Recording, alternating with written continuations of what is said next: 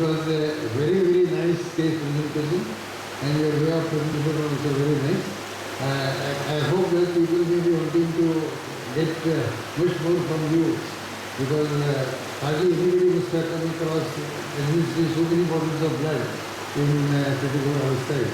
Anybody would like to inquire further or make any comments? Yeah, yes, sir.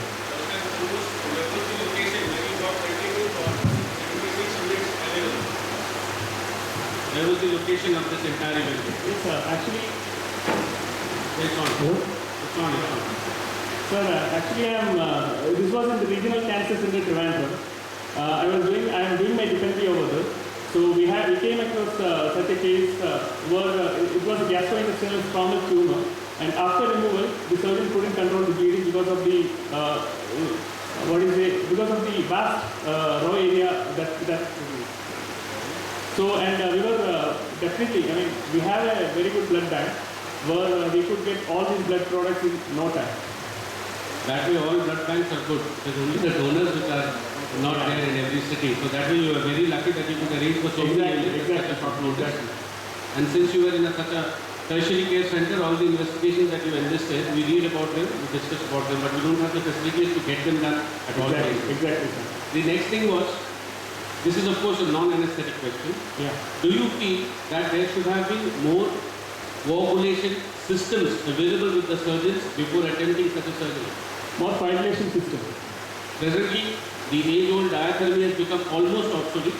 Yeah. There are fewer, more recent. Of course, they should have had surgical glues, fibrillar sort of thing. Then absorbable gels, which they could have kept on the raw surface area. And maybe we have gone for pervasive hypotension from the anesthesia side, but I think surgeons, they did all these things, but in spite of all those things, they were not able to control the bleeding even in the post-operative period. The last query is for the chairpersons and also to the senior members of our fraternity. Can we suggest to the surgeons when we are faced with such patients of supplementing their equipments that they have with them, so that these can be avoided, because active bleeding after surgery is something really avoidable, because we have started the entire process. The surgeons have started. Yeah. Can, as anesthesiologists, we suggest to the surgeons to augment it and then to go upon such cases? Yeah. Thank you, sir. Thank you. Can you explain the cause of the cardiac assist which happened? The cardiac arrest, patient developed cardiac arrest. Can you suggest the cause and what was exploded? Yeah. In the early morning, because by that time it was almost 18 plus for 22 hours, 12 plus for 16 hours, and the patient was in hypotension for quite a long period. But all during that time, we have been giving adequate blood and blood products, but somehow that patient had a pulseless electrical activity. So it was not of a shockable thing. So we had that flat line on the ECG. We had an activity on the ECG, but the patient was not having any pulse and was not responding.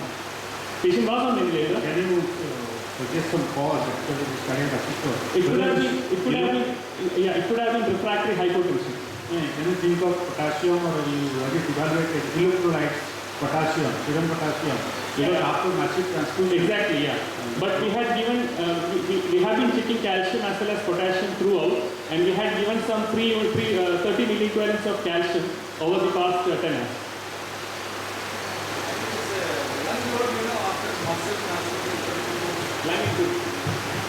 Luckily for our patient, we didn't have that, because we had ventilated him very early with pressure support center. So even by the next evening, he was having a relatively dry lung, and with the help of which we could extubate by the next evening.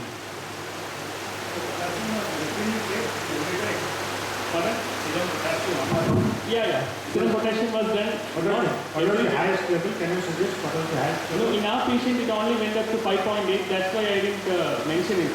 Serum calcium dropped because of the citrate toxicity. Because it's known that after massive transfusion you got a serum hypokalemia. Yeah, but at the same time we had been giving calcium at very frequent intervals, which could have taken care of the hyperkalemia that could have affected the massive BP, massive blood transfusion.